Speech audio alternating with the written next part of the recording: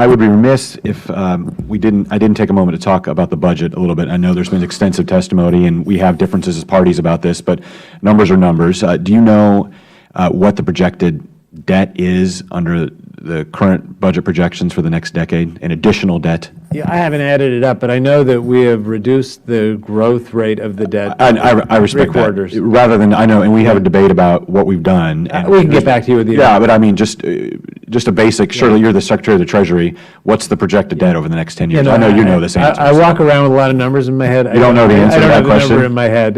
Come on. I mean, I know that we've reduced the annual accumulation of debt to a level that is sustainable. With all due respect, Mr. Secretary, I know that's the sort of company answer, and I respect that that's what you got to go with, but I want to have a discussion. As a virtue of being true. I want to have a discussion about where we're going, not a debate about there's no the past. doubt that the debt will continue to. Our projections, I think your projections, since you're not coming forth with it, the debt's going to continue to grow. The deficit's continue to grow. You agree with that, right? It definitely grows. Did you say $7 or $8 trillion over the next decade? Obviously, GDP is very large and growing. So if your debt as a percentage of GDP is either flat, it's going to grow by a large number. Fair discussion. The question is, what is it as a percentage of GDP? Is it sustainable? Right. So do you know that answer? It stays in the 70s, which is higher than it was, but it's not at a record level, and we have long-term challenges ahead of us. But we're not looking at it breaking through a level that is a crisis level. And I appreciate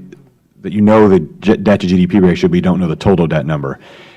Going forward, I think we have concerns about the solvency of Medicare. Your own folks the Medicare trustees have concerns about the solvency of Medicare, and I know we're going to talk about how we made it better, and we have in some regards. More work to do. But we have more work to do. Absolutely. 10,000 seniors retire every day. My grandmother's 104, right? We have longevity. These are great things. Wish her a healthy and long life. Thank you very much. I'll pass on to her. Thank you. 105 in June. But the question, I guess, for you, I'll just give you 30 seconds here. You oversaw a balanced budget in the 90s, Republican House and Senate, Democratic President, bipartisan, workings together on that. If you could balance this budget over the next 10 years, what would you recommend? Well, I think that the time to balance a budget is not now, because I think we've come. I mean, over the next 10 years, over the future. There's a reason that we didn't present a balanced budget in the 10-year window. Coming out of the deep recession, we have other much more immediate challenges that I think would help our economy if we dealt with. If you gave me a choice of balancing the budget or rebuilding our infrastructure, it's a more immediate challenge to rebuild our infrastructure. The ability of our economy to meet the needs of the 21st century is going to be undermined if we don't do that. We have a bit of time to deal with entitlement spending and to deal with taxes in a bipartisan way. Look, I've been part of bipartisan budget deals over a period of 4 decades. The right way to do this is through a bipartisan conversation where we agree on the need to protect senior citizens, where we agree on the need to have a fair and more simple tax system, and where we have an honest discussion about what the trade-offs are.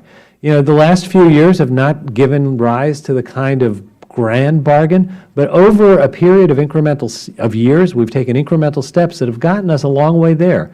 We went a little too hard on discretionary spending. I thought so at the time, and now I think things like the budget agreement put some mandatory savings in to back out some of the discretionary savings. We did the Affordable Care Act, which did reduce our health care spending dramatically, and we did raise taxes, which we thought was necessary on the people who are most able to pay. That doesn't mean we've done it all, but we've done a lot over the last 7 years, and I think there's more to do. I hope that my successor is able to work in an environment where there can be the kind of bipartisan discussion that, frankly, I've tried very hard to foster and have enjoyed being part of in the past. I think invariably this conversation, when we had the OMB director in as well, turns to a discussion about what the administration's done.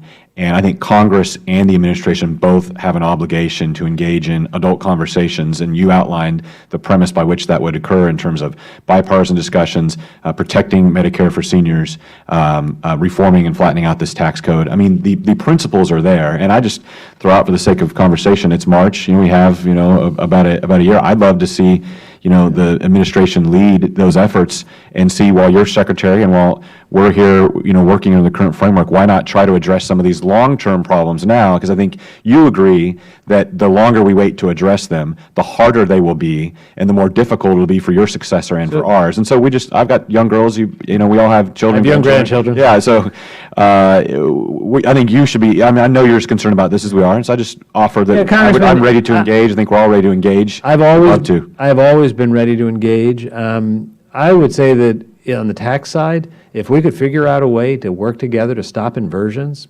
that's something that the American people are offended by. On the Democratic and the Republican side alike, we find it wrong, and we know how to stop it. I hope we can at least come together on that. Mr. Chairman? Yeah, we can fix the tax code. That's the way we'll stop it. Right, go ahead.